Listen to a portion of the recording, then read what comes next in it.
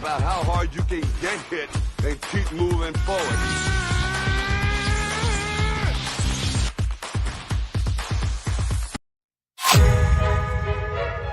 This is for the win. Let's go! Three-run home run for Bryson Stott. Fields giving time. End zone touchdown. Acknowledge me.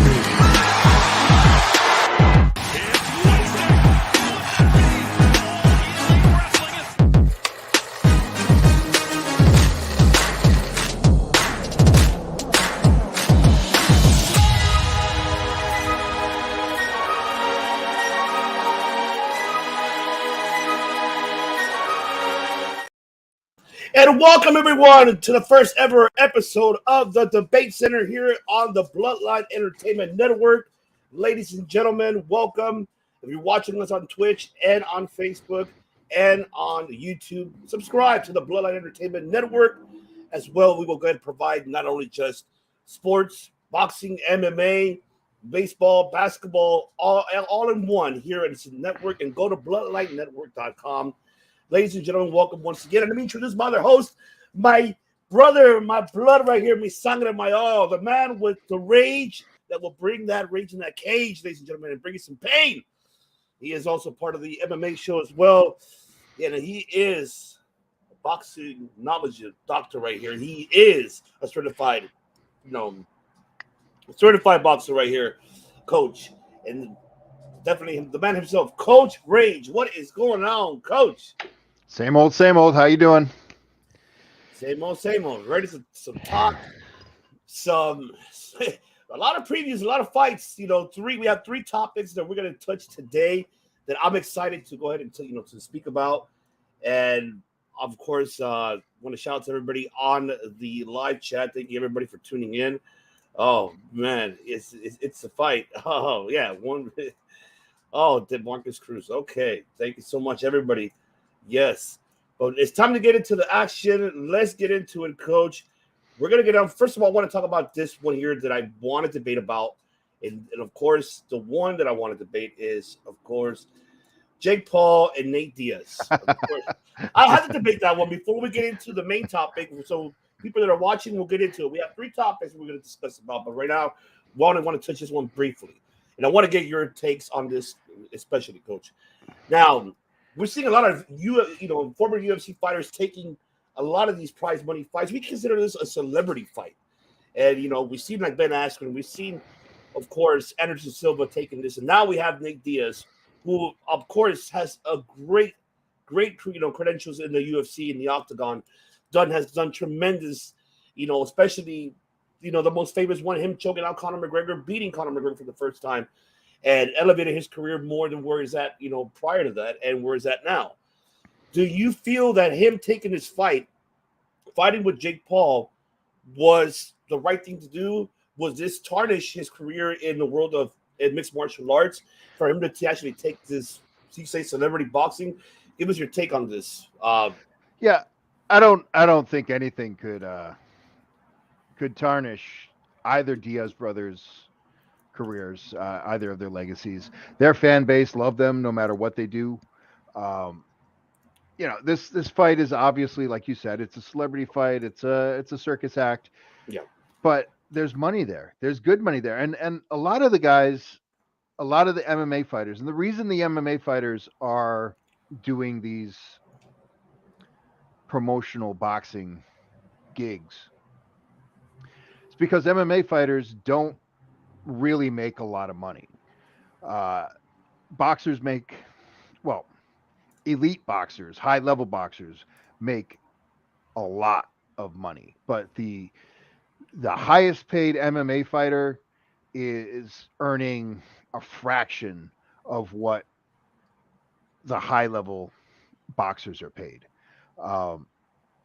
So when you have that kind of income differential or differentiation, you're willing to do things that might not make sense.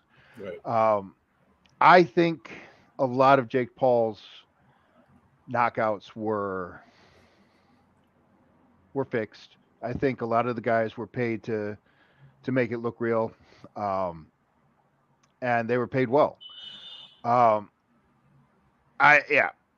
So other than that, I don't really know. I can't look at this as a legitimate competition, or uh, as it's you know, but the thing that I constantly remind myself and my fighters, this is gladiatorial showbiz. All the fight sports, boxing, MMA, kickboxing, whatever, it's about money. It's show business first. And I was talking about one of the fights, one of the Jake Paul fights, and the audience that was there, and they had celebrities, but I didn't recognize any of them Right. because they were celebrities. They were internet famous. They were TikTok famous. They were so part of that shows my age, but it also the the the kids these days, right? But it's always been that way. And any any combat sport, there's a small percentage of fans that are educated about the sport, that know anything about boxing or anything about MMA or anything about kickboxing. Um, they about, if we're going to be generous, we'll say 10% of the viewing audience has any idea what they're watching, Right. and 80% are just total casuals, and they're just there for entertainment, uh, and don't know across from a hook. They don't know anything about the sport, the rules. It's just it's but that's also true of football, right? When Right. you are watching, when it's the Super Bowl, most of the people are just there to go to the party, eat, drink, be merry, and the Super Bowl's in the background. Right. So this is just to me, it's cost of doing business. If I want to train fighters and have them have a place where they can make money fighting, then these sort of spectacles are necessary to introduce new fans, and to pay out old veterans.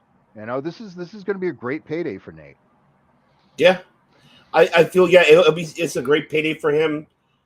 I know from what I debate is more his, because I'm a big fan of Nick Diaz. My thing is, I which it might happen. It might most likely be happen. Like you mentioned it. The last fight that Jake Paul had was what, against Tyson Fury's brother, and Yeah. And it was all leaked. How the fight was going to go down. It was scripted and it was all leaked. And he purposely, if you notice, the switch was done automatically because he was supposed to win that. As much as people want to say no, that script was fake, bullshit. That was a legit script. Jake Paul lost for a specific reason because, of course, I mean, if he would have won, then we would have believed that it's all great, and this is all money, taking away people money away for it. Like I get it. You mentioned about the entertainment aspect side. Of course, this is entertainment. How for me is what I feel is I think Diaz. For me, I feel that he shouldn't do this fight. He's done tremendous already in his career, but if we want to talk about financial, status, like you mentioned, the money talks, then I have to accept it. The fact is because I don't want this man to lose, and what I'm fearful of is this fight when it happens. My fearful is that he doesn't put up a fight, and Jake Paul dominates those 8 rounds. And what it is, it's not going to be 10. I think it's 10 rounds or 8 rounds the most. But I hope that this does not tarnish his career. And I hope he gets a good payday. I'm happy for Nate Diaz to get a good payday, but I'm hoping that this fight does not tarnish his career. And if he win or lose, I hope it doesn't affect him at all, because I don't want people, the fans who are, how you mentioned, the top 10% who are really in analytical, who's really into the mixed martial arts, especially of Nate Diaz fighting a YouTuber. Like I said, I'm not disrespecting Jake Paul. I give him balls for him to do what he's doing. But I hope one day he has the balls himself to step in the octagon and know what mixed martial arts is all about. I'm waiting for that to happen one day. I'm just waiting for that. Yeah. I'm waiting for it. Yeah, I the only thing that I'm certain of is that Nick is making a lot of money off of this, or that Nate is making a lot of money off of this, and it's just the reality of the way things are right now. It's crazy because MMA is a more popular sport than boxing. Right. The MMA stars are more famous. They're more recognized. Yet they're making not even a tenth of what the boxing stars make. And so then that creates a situation where old veterans like Nate Diaz, they're going to take an opportunity to cash out. And Right. that's what this is. He's cashing out, and he's making one big payday off of his status, his celebrity, his recognized. So Yeah. it's just the nature of the beast. It's just where we are. And I don't even hate Jake Paul, because here's the other thing. I actually, I like what he's doing. We had fighters here in Los Angeles that were sparring partners for the Paul brothers, Mhm.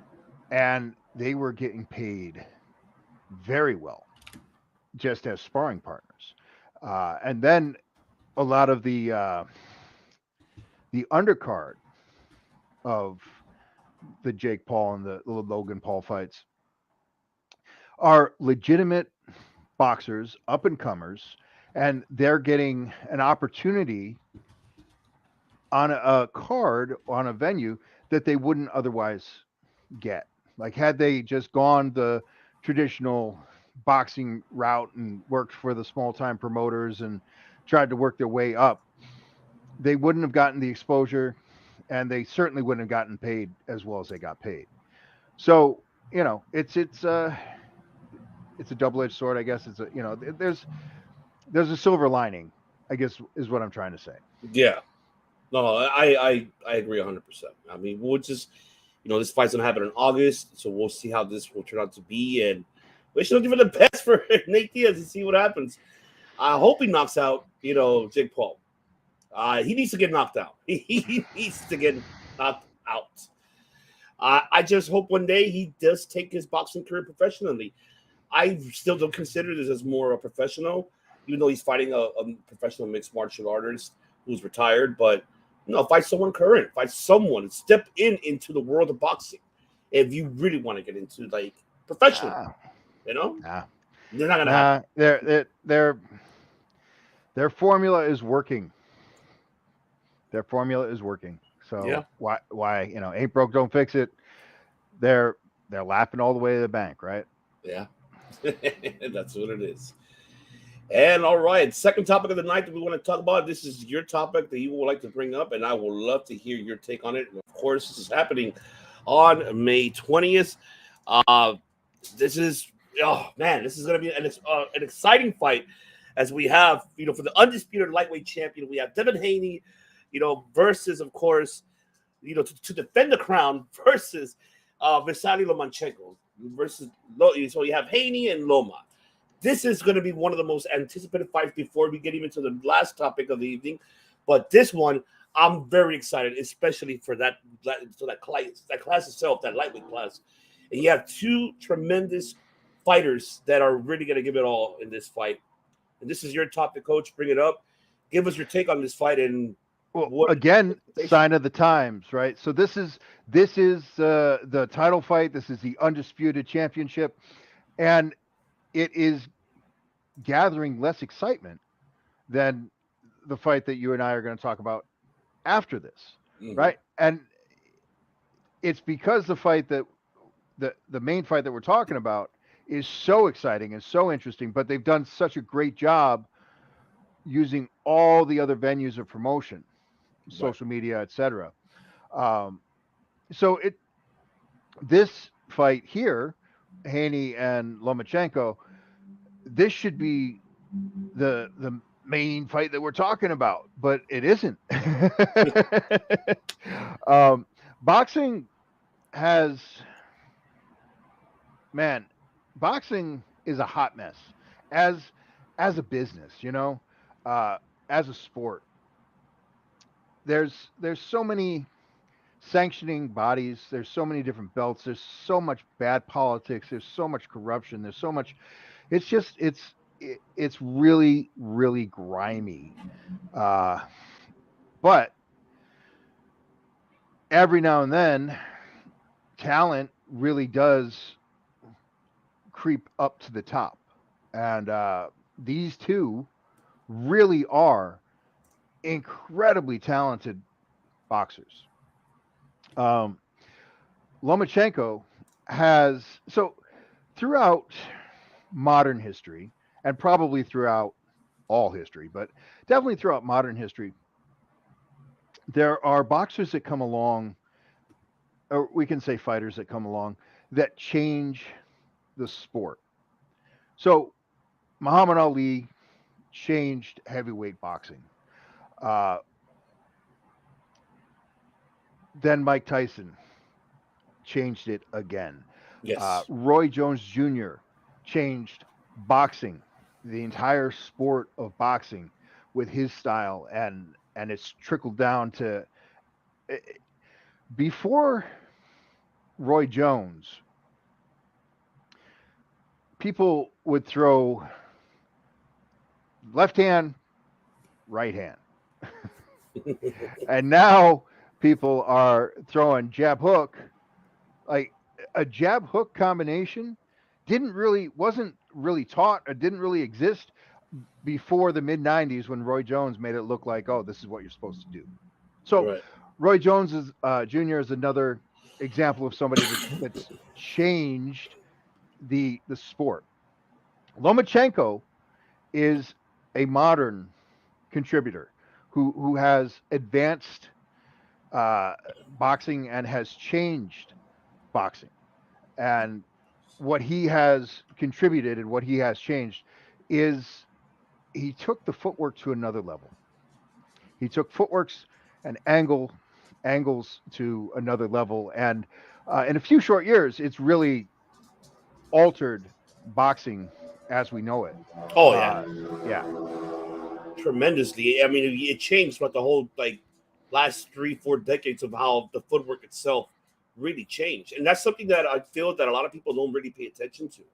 I right. get it. You pay attention to the upper body, the punches, the strike, the hooks, the jabs, the uppercut. However, is how you mentioned is really how the footwork, how you're moving, how in order to land those punches, in order to actually, do your 1-2 combinations, and that's something that a lot of people are not really knowledgeable about. Yeah, yeah, and I'm a CSAC licensed professional trainer in boxing, kickboxing, and MMA. Um, I teach footwork, and I don't just teach footwork. I drill it. I probably my fighters are doing 2 or 3 times more footwork than most professional boxers. Just working on their footwork, and it is really challenging. And it's one of those things that a lot of fighters and a lot of coaches give lip service to, and they'll talk about how important footwork is, and then they'll quote Bruce Lee and say, "Footwork makes a fool of your opponent," but they aren't really putting in the hours on the subtle movements, the timing, the angle changes. There's a lot of work to be done. Mhm. And Lomachenko really showed the world what happens when you really take footwork seriously. I also need to say that Manny Pacquiao is another person that moved the needle on the sport of boxing. Mhm. Um, so this fight here, Devin Haney and Lomachenko, it's for the undisputed. It's for all the belts, Yes. and Ooh. I'm just going to go ahead and give my prediction. I think Haney wins by knockout, Ooh. which kind of hurts me to say, but Lomachenko is phenomenal. But when he fought, uh, oh man, I can't even think of the kid's name.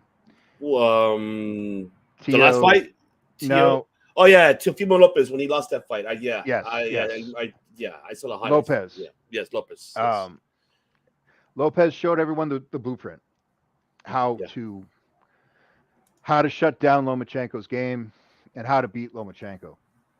yeah. Haney is levels above Lopez in technique, skill, athleticism, and fight IQ. Yeah. Uh, Lomachenko is absolutely phenomenal, but he's never really had the crushing knockout power. He's knocked people out, but it's punches and bunches, and it, getting to an angle that is unexpected and unseen. Um, but the biggest factor I feel is Lomachenko's age, uh, not just his physical, actual age, which he's getting up there in the late 30s, but his sport, his fight, the amount of mileage that he's put on with 200 amateur fights and then decades in the professional ring, um, and then time is ticking, uh, and his style is dependent upon him being the faster fighter. And as you get older, the first thing that fades is reflexes. The second thing is speed. Oh yeah, definitely. Yeah. And look at looking at the age difference. Of course, 35. Haney's 24. Haney's undefeated, and this guy has Jesus. 15 wins. Jesus. I don't know, 29 wins. Excuse me, and 15 by knockout, and only one decision. So that tells you something right there that Devin Haney is a monster. Yeah. Just seeing just the trilogy. I guess you could say no, not trilogy, but he fought George Cambasos. It was spectacular to see that, and you know, I think Devin Haney's going to take it all. And you say knockout. I think I feel the same way. I feel knockout, but this is going to be a fight that a lot of people should really look at. And is we have other two, besides the May 20th, we do have Cinco de Mayo weekend, which we'll talk about that another time. We'll probably do it like another maybe following week for Cinco de Mayo weekend. We do have Canelo fighting. I forgot who's he fighting. I know he's fighting in the Cinco de Mayo weekend, but I feel that especially this lightweight class is really hasn't been really been speaking about a lot in the world of boxing. I know there's a lot of great boxers in that class. But this fight is the one that it's underrated and it's not really been kept eye on. But I Right. think I'm It's hoping not getting the hype. It's not getting the eyeballs. yeah. The thing that I think about this particular fight, I think there's going to be such high level technique, high level gamesmanship, high level positioning, that it's going to be a fight that after the fight is fought, coaches, fighters should go back and will go back and study it and learn from it. And it will be one of those fights where it's like you need to watch this. But unfortunately, I don't think it's gonna get a lot of people watching it for the entertainment value, just because it's going to be overshadowed by the main event that we're talking about. Absolutely. Yeah, yep, that is right. And let's get into it. The last topic of the night, ladies and gentlemen, of course, is the fight that everybody's been waiting for. The anticipation is here. It is happening within the next 24 hours. And it's finally happening after what I would say, wow, for quite some time, been the call outs, the social media, back and forth arguments. And now it is officially done. Now it's officially signed. As of course you saw earlier today, they had the weigh-ins and then the press conference as well. We saw the two promoters going at it with each other today earlier as well. The La Hoya and Leonard going at it. So yeah, this is a fight that people have been wanting. I missed a lot of that. I was actually at my own weigh-ins for my fighters. That's right.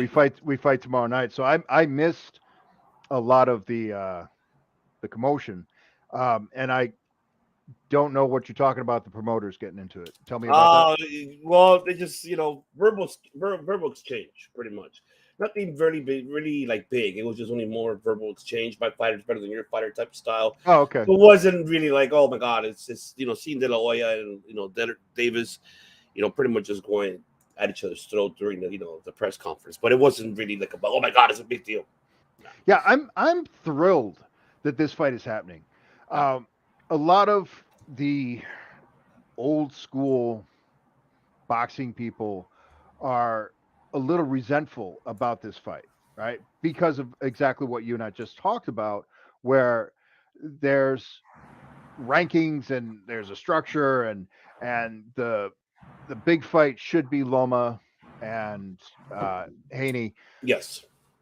But it isn't. This is what the fans want to see. They want to see Tank and Garcia. That's what they want to see. And these two fighters and their teams made the fight happen. And it seems silly for me to say this, but in boxing, it's so rare for the fight that we want to see to actually happen. There's so much politics, there's so much corruption, there's so many egos involved that it rarely ever comes to fruition. A lot of the fights that happen are mandated by the sanctioning bodies. Right. Where this fight is purely two guys want to fight each other and everyone wants to watch it. Absolutely, because it's the anticipated fight. I mean, yeah. This is now I've heard rumors, and I don't know if they're true or not, that both Tank and Garcia have bet their purse against each other, so the winner takes all. Yes, they did. That is also, in my opinion, phenomenal. I love it. Yes. Now, I don't know if our viewers know this about me, but I've got some damage. So I think fighting should be as close to fighting as fighting can fight. That's what I think. I think you should fight when you fight, and I think there should be some fighting and you're fighting. And when you fight for real, winner takes all. Period. Right? So I'm down with it. It's stupid. It's a bad financial decision. It's all macho bullshit and ego. But fighting is fighting. Winner takes all. I like it. I love it too. And this is a fight that everybody been wanting to have, and now we're having it. Biggest question is who takes it here? That's the biggest question here. who goes home with the win. That's the biggest one. For me, following these two, fighters, and mainly Davis, because I'm really high on Davis. Not that I'm saying I'm choosing. I haven't even given my prediction yet as of it, but his story and his professionalism has evolved extremely comparing to Garcia, character.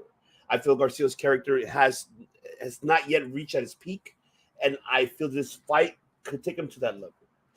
Because he's looking, to me, he's more looking like almost like a fucking YouTuber, and like you don't want to be that social media guy. You want to be that professional fighter that you want to be. That you've been calling this man out for so many years.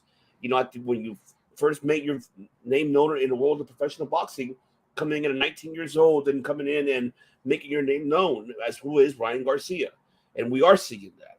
And what I love about the story between these two is the last fights they had. When you had Davis versus Santa Cruz and you had Ryan Garcia fighting Fortuna, they were both in trouble. If you notice that the egos got so much in place of them, Santa Cruz had a game plan when he came in and when he fought to Gervonta Davis. But Davis, I give him what credit's due. He came in, he found an opening with the left hook, and mind you, once again, his footwork is where it matters, and people don't really pay attention to that. I give a lot of credential to Davis's footwork. I think his is really spectacular. I think his game plan, he knows where to switch it. And mind you that and you can correct me if I'm wrong on this, and I may be, but this is what I feel. I don't really see more southpaw on Davis compared to Garcia, though. Garcia, on the other hand, reminds me of like his stance, his footwork is almost like close to Mayweather in a way. Like if we go back and look at Mayweather's fights, it's almost close to that. He's comfortable, he's waiting, and looks like we got someone here joining us. Let's see who it is. Let's see. He made it in. Hey, you made it in. We were just talking about the main event, and man, good job for coming in for the main event. Ladies and gentlemen, of course, it's all right. Minus a pain. I thought you and your brother were mad at me. Why would we mad at you? I don't know, but you're never here when I am, so I just. You never be I don't know what I did, but nothing.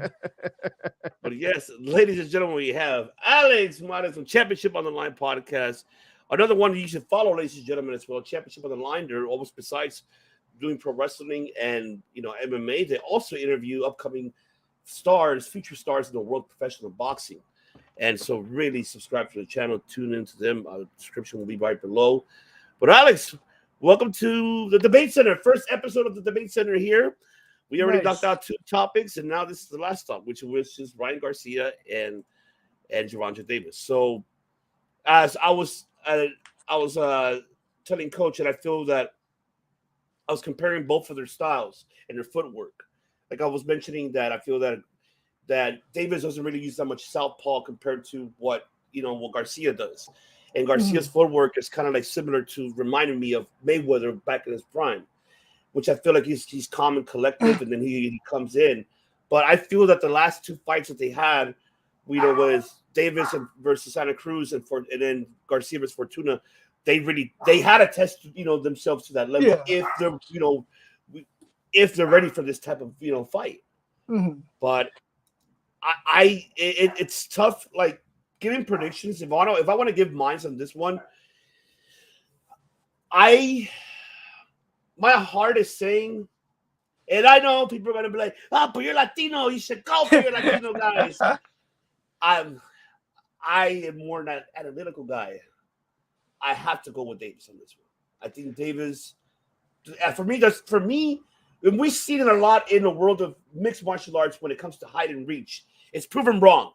The science is wrong. Short people can still whoop some ass, and it's been proven. And even in the world of boxing. Yeah. So I still feel that Davis could win this fight if he plays it extremely smart of paying attention of Garcia's southpaw mainly. And he can find that opening. And I feel this will go by decision, of course. I don't think I see a knockout between both of them. but I see the Michael decision. That's what my heart is telling me. My mind is telling me is because we won a trilogy. This fight, we won a fucking trilogy. So we're going to get the trilogy. And it is unfortunate that we might get a fucking draw. Sports bettors around the world will be hating, will be pissed off because they're putting a lot of money on the line. This, for the sports bettors, and mind you, it's in Vegas. You might lose your money, and Vegas always wins. House always wins. Remember that. That's such a valid point. I didn't even think about that. I just went in my head and did the analytics. Yeah. Boxer versus boxer, but that's the kind of stuff, the rubber match and that's absolutely can factor. It can happen. Yeah. Yeah, it can factor into that. And that's what my mind is telling me. And besides the analytic wise, and how this is going to be scored out, but I still feel we are going to get a great fight. I'll tell you that. Mhm. The decision wise is we're all going to be like, what the hell just happened? That's where it's going to be at. But if we don't get that, then I hope I wouldn't mind seeing Davis win. I feel Garcia still has the cardio, the agility, everything. But mind you, I feel that who's more calm and can use his, because he's short and his power advantage and his left hook mainly, will have to be for me Davis. And I love his footwork, how he moves, because he really moves very collectively. And I think he adjusted the mistakes that he did against Santa Cruz, and he saw that Santa Cruz, mainly the first couple of rounds, kind of shut him down, and he adjusted that. After he got knocked out, he got up and made his his changes. So I totally love this. I feel my heart says Davis, mine will be a draw, but that's his. Alex, I want to hear your take on it, brother. Break it down. Yeah. Well, just for you guys to know, if Ryan does win, there is a rematch clause only if Ryan wins. If Gervonta wins, there's no rematch. So for that, if Ryan wins, there will be a number 2. But yeah, it's an interesting fight. Gervonta has fought, in my opinion, he's fought the better competition. He's fought the better opponents than Garcia has. And he's beat these guys in such great fashion, knocking all of them out. Obviously, what he did to Hector Garcia in his last fight.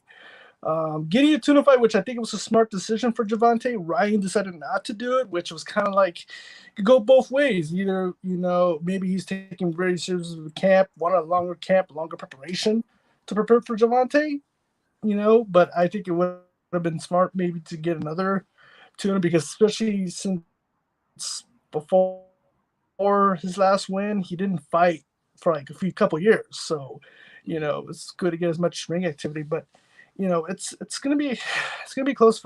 Man, I don't know who to pick, because there's such, you got Garcia, who's got the good left hook, knocks everyone out with the good left hook, and you got Davis, who just hunts you down, walks you down, lands those big power shots.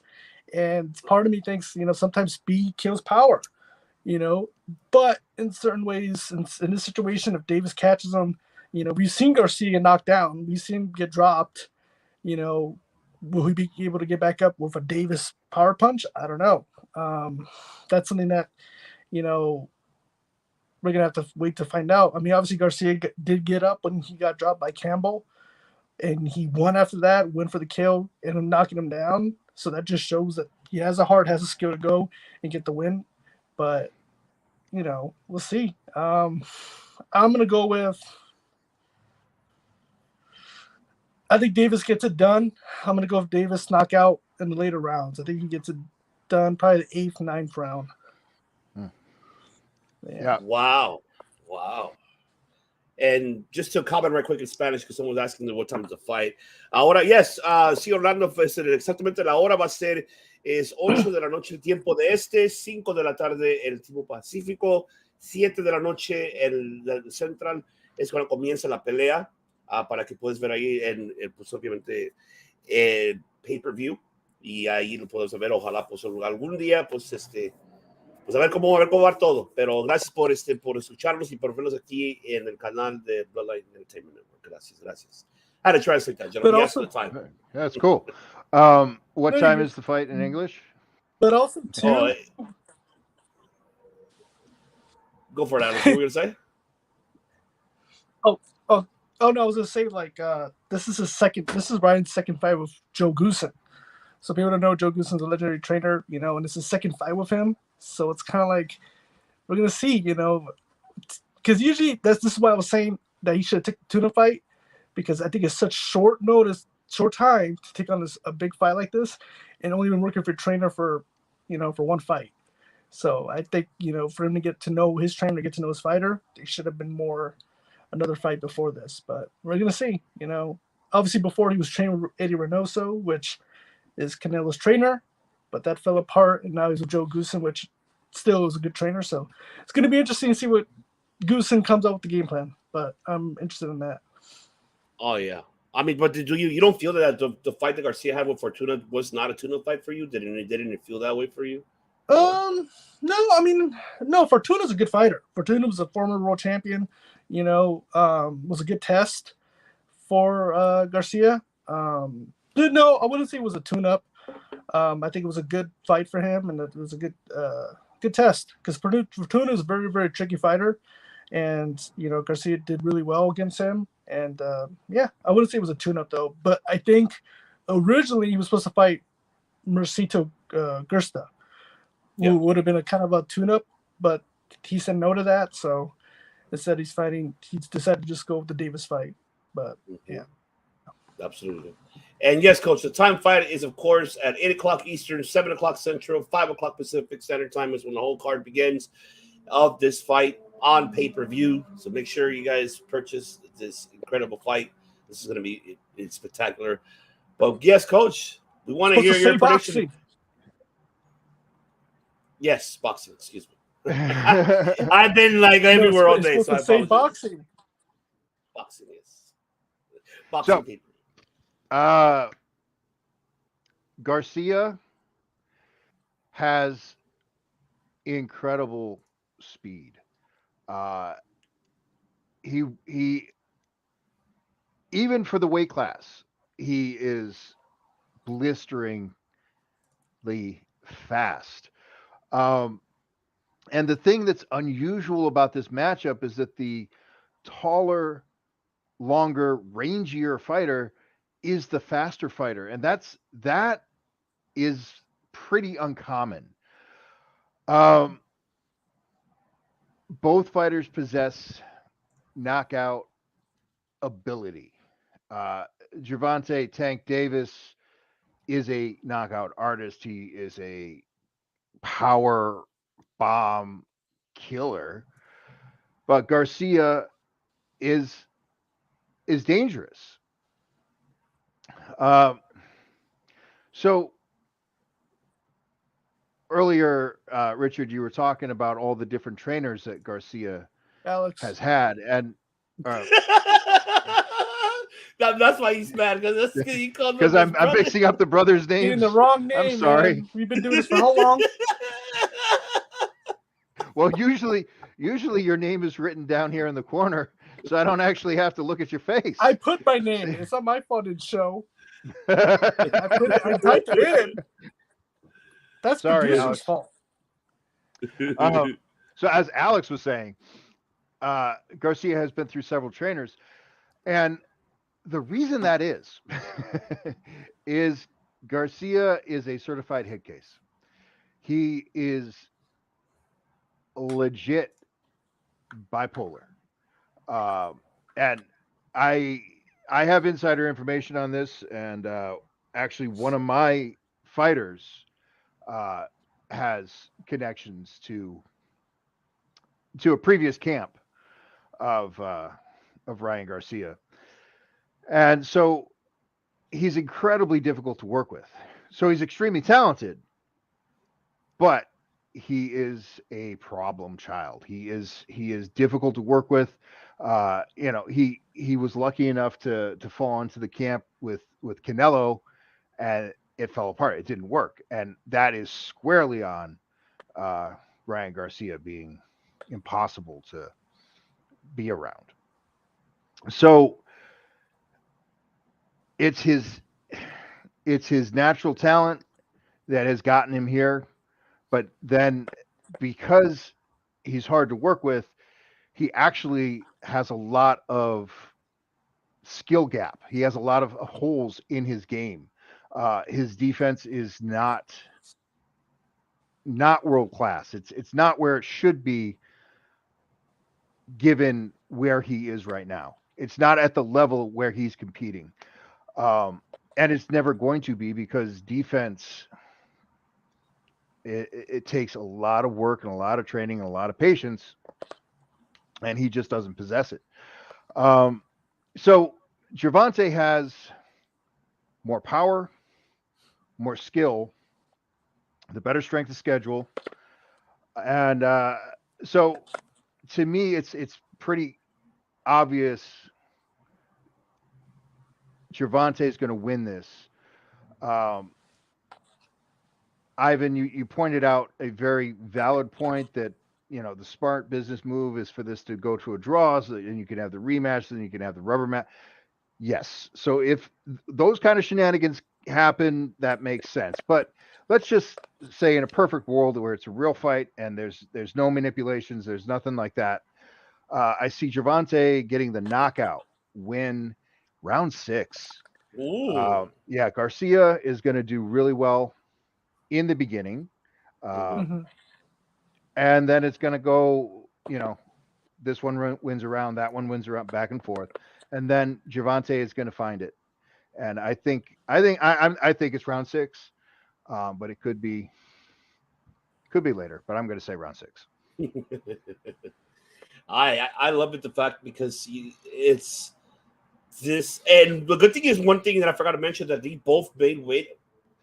Davis at 135, Garcia at 135.5. So right on the money. So good thing nobody went overweight. I know Garcia's a couple fights, I think he did win overweight. I forgot which is the fight that he went overweight, Alex. I don't know if you remember. I know he went overweight in one fight. Garcia did a while back. I don't know. It wasn't Fortuna. It was someone else he fought, I think, prior to that. But I'm glad that at least Garcia made weight. And that's where the major concern was there. Like, oh, shit. Hopefully these guys make their weight. And they did today. And I'm glad it's happened. And there's a rehydration clause. They can only rehydrate a certain amount. They're not allowed to just unlimited rehydrate and be whatever weight they want when they fight. Right. Yeah, Gervonta requested, I think. Yeah. Good call on that. So, yeah. That's a good call on Gervonta Davis. But yeah, this is going to be a hell of a fight, hell of a boxing fight. This is going to be. So of what you know, the knowledge, Alex. So Garcia, if Garcia wins, it'll be a rematch, and if Davis wins, it won't be a rematch. But I still feel that if Davis wins, I still feel that they should have their trilogy.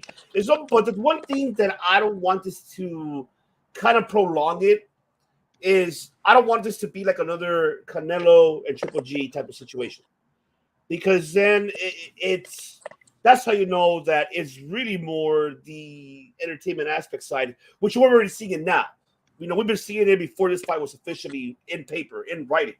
And I hope it doesn't go that way. That's why, for our sports bettors, I know, we can bring you up the analytics. We can tell you, we can bring you all of that. However, it's Vegas, baby. That's where it hits in the world of boxing. Yeah. And, they need to make their money. And what better way to do it if they land this into a draw?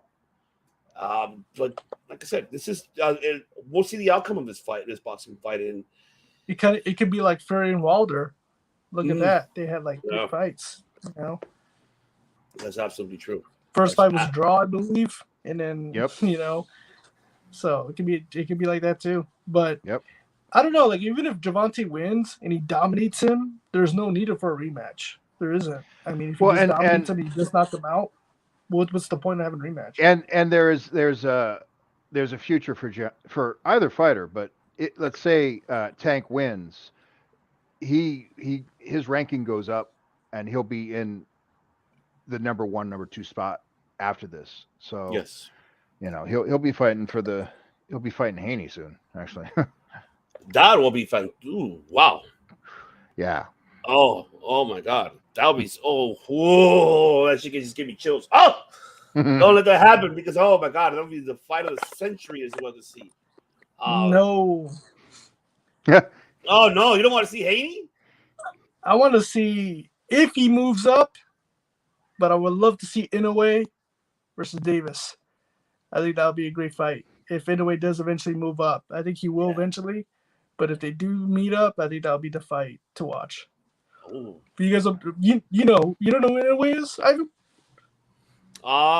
Yes, I know who he is, but I haven't seen. I haven't really much paid attention to his highlights of his fights, but I know who he is. Oh, come on, you gotta. That's another Davis who knocks out everyone out. Yeah, that's He's another gonna fight right. Fulton, I believe, and that's gonna be for I think it's for the Undisputed Championship. Oh, Unified actually, but him against Fulton in Japan in July, I believe. But yeah, eventually, if he does move up, I would like to see against Davis. And Davis actually likes that fight, and he would like to fight him. So who knows? Maybe in the future. Big if, though. Big if. Yeah. That is a big if, and I mean, he's only 2 weight classes above him, but we'll see. Yeah, but I mean, Inoue is itty bitty. I mean, he really is a tiny dude. Yeah. But before one last question before we close it out here, do we chose who won, but biggest question here is, speaking more in analytically, the footwork we discussed earlier before Alex jumped on. Who has the better footwork?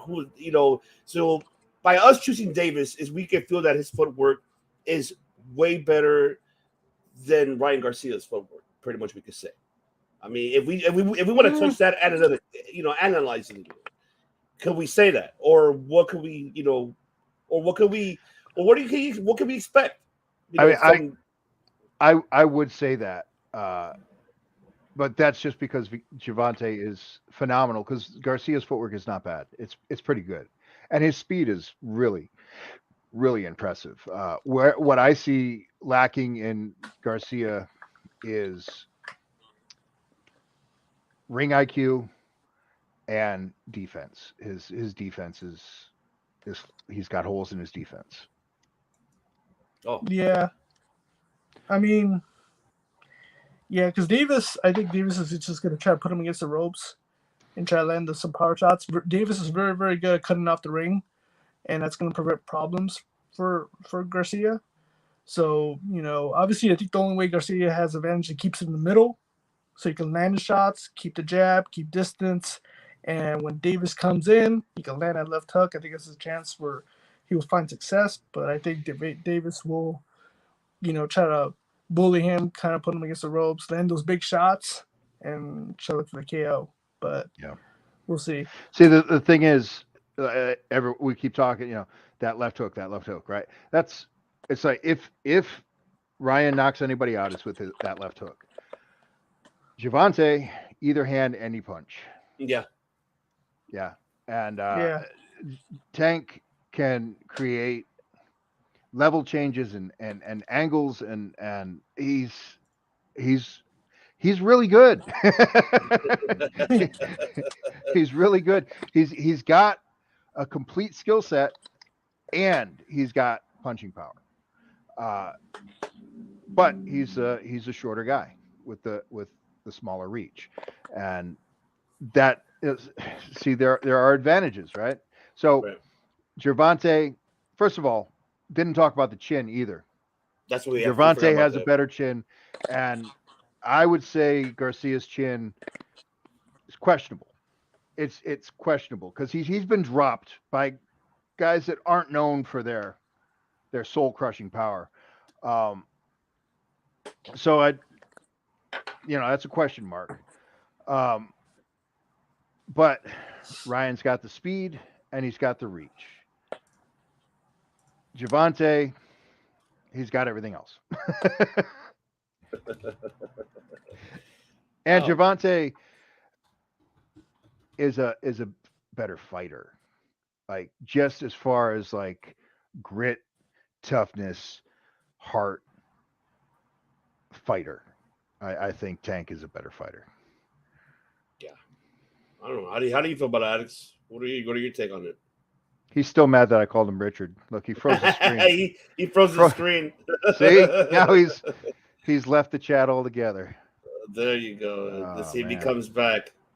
We wanted to get his take. No, after the buffering stops, it's going to be Richard.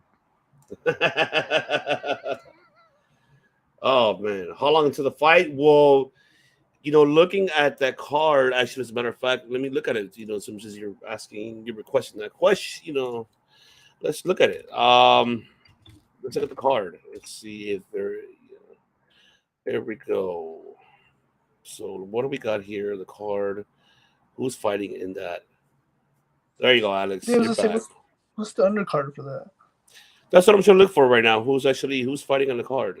That's a very good question because I don't know who's actually fighting under the. Isn't that crazy? Yeah. We've all done all the the research but no idea who's on the undercard. no idea. That's boxing for you. But that is right. That's quintessential boxing.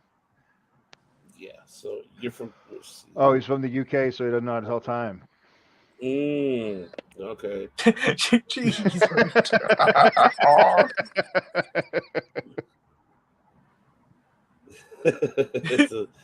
Jesus, my freaking PC over here is acting up. But no. It's 5 a.m. Wow. Yeah, it's 5 a.m. here. It's meant to start for me. Well, I mean, over here, 5 o'clock Pacific Standard Time. I don't know what time will be in your time. I don't know what time would it be. So right now it's 8 in the morning. So probably maybe nighttime. I don't know. I said, jeez, very, very, very good. Yeah, I'm trying to look for the actual fight card, but let me see if it's 4 a.m. is where it's saying that it'll be your time. The actual event is where it's telling me. So you're the UK, so you're going to get it. Yes, at 4 a.m. BST time.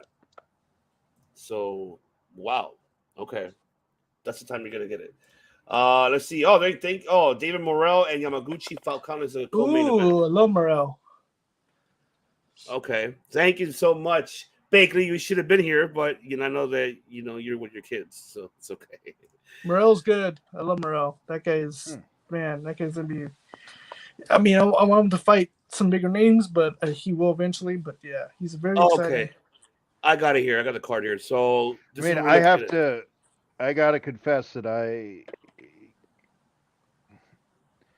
I've got a big guy bias. I prefer heavyweights.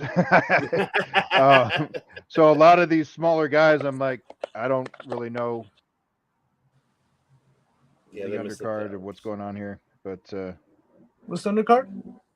I'm looking at it right now. So it's Coutinho Oliver versus Roberto Cantu Peña. You have Jalid Major Hackett versus Jason Phillips. You have Tristan Calcurius versus Jaime Solorio. Lorenzo Simpson versus Panchino Hill. Floyd Schofield versus Jesus Valentine Leon. You have Vito Melichinki Jr. versus Jose Sanchez Charles. Nice. You have Fedor Sherkazin versus Elias Espadas. Elijah Garcia versus Kevin Salgado Zambrano.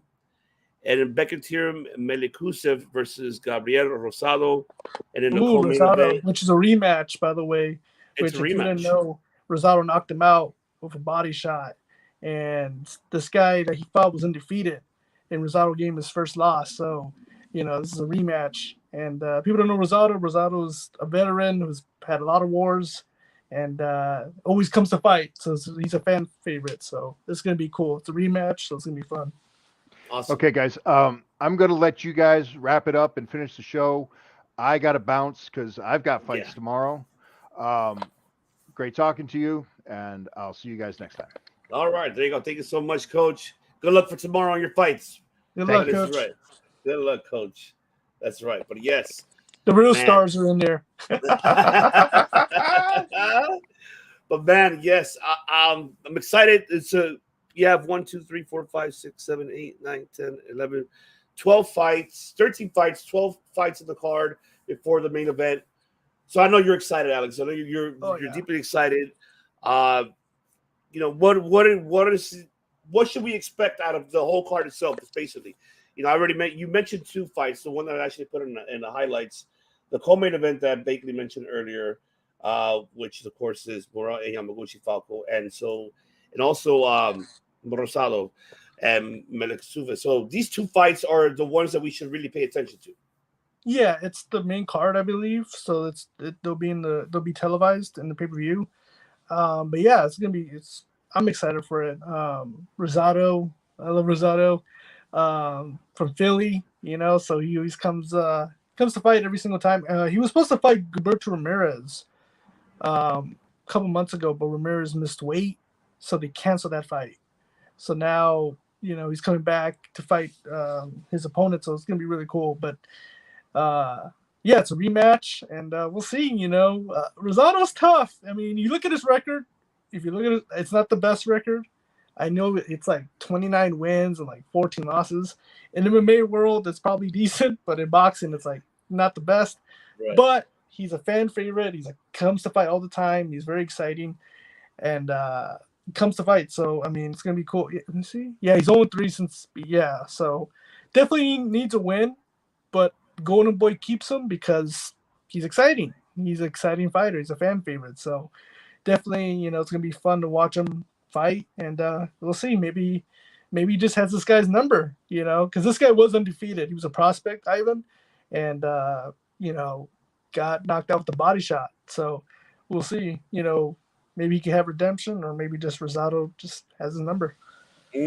That's exciting. I cannot wait to see that fight. That's very exciting. But man, there you have it, ladies and gentlemen.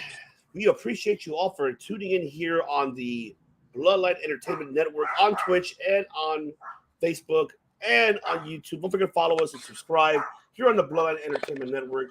Also follow Circle Debate and follow all the incredible podcasters on the network. Follow Alex and his brother Richard on Championship on the Line. The description will be right below so you can subscribe to them, as they also have fantastic, great conversations with upcoming, future stars, in the world of boxing. And you also have him in the world of MMA, mixed martial arts, and professional wrestling as well. But hopefully we get to see Alex here more often with us here on the Debate Center. Mind you, here at the Debate Center, ladies and gentlemen, it's not only just what we're talking about boxing and everything else, but it's a world of sports. As you see the logo, it has all from MMA, entertainment, basketball, baseball, you name it, everything, professional wrestling, anything overall. There'll be a lot of different people on this, show, the Debate Center. But we'll be back here, possibly next week.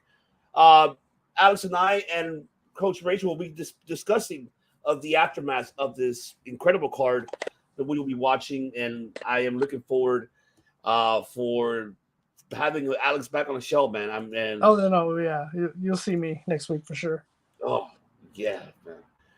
But ladies and gentlemen, don't forget, subscribe. Hit the subscribe button right now. Follow us, subscribe to us, and we'll continue to go ahead and bring you this incredible show. And besides the MMA show that we have as well, join us here as we got a lot more to talk about.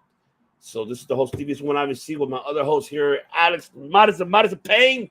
He brings that pain himself to you, ladies and gentlemen, with his mind, and give you some knowledge of the world of boxing.